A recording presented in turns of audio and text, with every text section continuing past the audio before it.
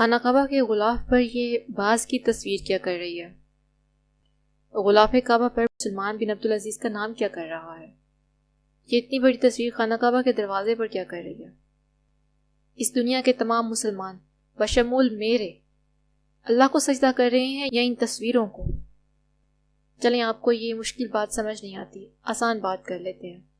یہ تصویریں جن کو ختم کیا جا رہا ہے، اپنے علماء، اپنے پیشواؤں، مولویوں، رہنماؤں یا وہ شخصیات جن کی پیروی کر کے آپ کو لگتا ہے کہ آپ جنت تک پہنچ جائیں گے، ان سے میرے بہاف پر بس اتنی سی گزارش کر دیں کہ ان تصویروں کو، ان مخلوقات کو کسی طرح ان کے کینوس سے باہر لے آئیں، یا ان کو کہیں کہ ایک بار باہر نکل کر واپس اندر چلی جائیں۔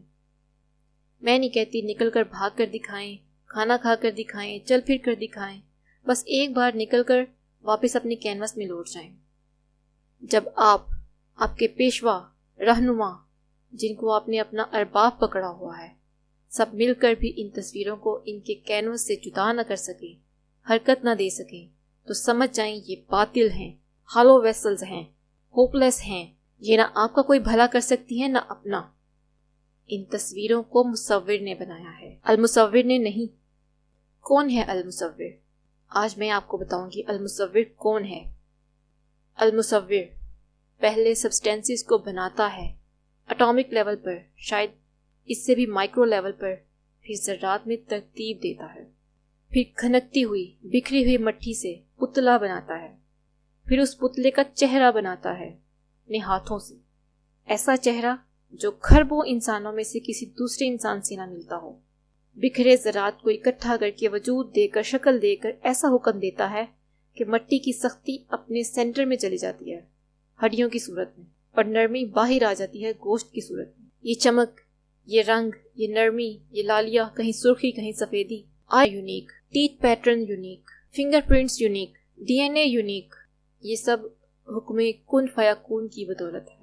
پھر جو جان ڈالی ہے، اتنی ناپ تول کر بالقسط ڈالی ہے کہ جتنا وجود ہے اتنی ہی نپی تلی جان ہے۔ ایسا نہیں ہے کہ ہاتھی کے وجود میں چونٹی کی جان ڈال دی ہو کہ مٹی کا وزن ہی نہ اٹھا سکے، ایسا بھی نہیں ہے کہ چونٹی کے وجود میں ہاتھی جتنی اتنی بڑی جان ڈال دی ہو کہ چونٹی کا وجود اتنی زیادہ جان کو سہ ہی نہ پائے اور ٹوٹ کر ہوا میں بکھر جائے۔ بالکل ناپ تول کر پوری وجود کے مطابق جان ڈالی، جان ڈال کر بولنا سکھایا۔ علامہ البیان۔ خالی بولنے پر بحث کروں 2-3 گھنٹے تو اسی ویڈیو میں ہی چلے جائیں گے۔ ایک سوچ پہلے دل میں اترتی ہے، پھر ذہن میں پہنچتی ہے، پھر وہ ترتیب دیتا ہے کس طرح سے زبان کو حرکت دینی ہے، پھر آوازیں نکلتی ہیں اور وہ سوچ ہوا میں بکھرتی ہے، اور پھر وہ جو سوچ بکھر جاتی ہے ہوا میں، اس کو ریسیو کرنے والے ریسیپٹرز، کان، ان کا طریقہ کار، یہ ہے المصور۔ رکیں، پوری بات سن کر جائیں۔ جان ڈال کر چھوڑ نہیں دیا، اب اس کی بقا کا بھی انتظام کیا۔ سب سے پہلے سانس کا انتظام، اتنا لطیف، اتنا باریک کہ آکسیجن مالیکولر لیول پر جا کر پوری باڈی سے گزر کر باہر آتی ہے۔ اس کے رزق کا انتظام، چھوٹا بچہ ہے، ماں کے جسم سے خوراک ناپ تول کر، بچی ہے 1 حصہ، بیٹا ہے تو 2 حصے، کوئی باسی نہیں، کوئی 2 دن کا پڑا ہوا نہیں، فریش رزق آ رہا ہے۔ چونٹی ہے، اس کے پیٹ کے مطابق پورا ذرہ جو اس کے پیٹ کو بھر دے۔ بالغ انسان ہے تو پورا پیڑا روٹی کا، جتنے سے پیٹ بھر جائے۔ ویل کو سمندر کے اندر 16 ٹن خوراک مہیا کرتا ہے، جو صرف 12% اس کی باڈی کا حصہ ہے۔ 1 نہیں، 2 نہیں، 8 ارب انسانوں کو تازہ رزق روزانہ، آج نہیں، کل نہیں، 2 دن نہیں، 3 دن نہیں، جب سے دنیا بنی ہے تب سے دیتا ہے، تھکتا نہیں۔ پھر جو رزق دیا ہے سیلولر لیول پر جا کر باڈی کا حصہ بن کر نکلتا ہے۔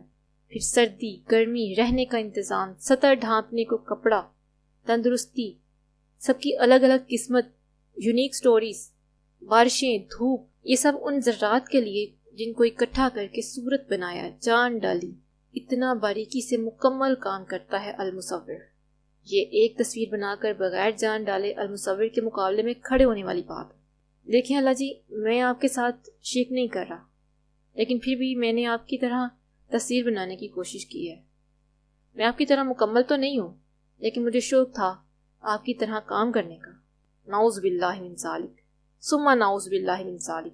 ایک مومن کی غیرت کیسے گوارا کرتی ہے کہ یہ تصویریں اللہ کے سامنے منہ چڑھا رہی ہوں اور آپ ان کو ختم نہ کریں۔ محمد رسول اللہ صلی اللہ علیہ وآلہ وسلم کا دایاں بازو کام نہیں کر رہا۔ اس کا مطلب سمجھتے ہیں آپ صلی اللہ علیہ وآلہ وسلم اسلام کا پیکر ہیں، اور اسلام کا دایاں ہاتھ توحید ہے۔ توحید پر ہی کاربند نہیں ہیں آپ، اور جس عذاب سے آپ کو ڈرایا جا رہا ہے، بار بار ڈرایا جا رہا ہے، کیا سمجھتے ہیں آپ خود کو؟ آپ کو اتنی مہلت مل جائے گی کہ آپ توبہ کر سکیں، آپ کہہ سکیں کہ یا اللہ تھوڑا سا ٹائم دے دے، مہلت دے دے، میں تصویروں کو ختم کر لوں، لا الہ الا اللہ پر صحیح طرح سے کاربند ہو جاؤں؟ اتنی مہلت مل سکے گی آپ کو؟ سوری، مجھے حکم ہے نرمی سے بات کرنے کا، لیکن یہ کچھ سوال ایسے ہیں، تلخ سوال ہیں، جو ایک مومن کو جھنجھوڑنے کے لیے بہت ضروری ہے۔ اللہ تعالیٰ تمام مسلمانوں کو شرک کے اندھیروں سے نکالے، آمین یا رحمن۔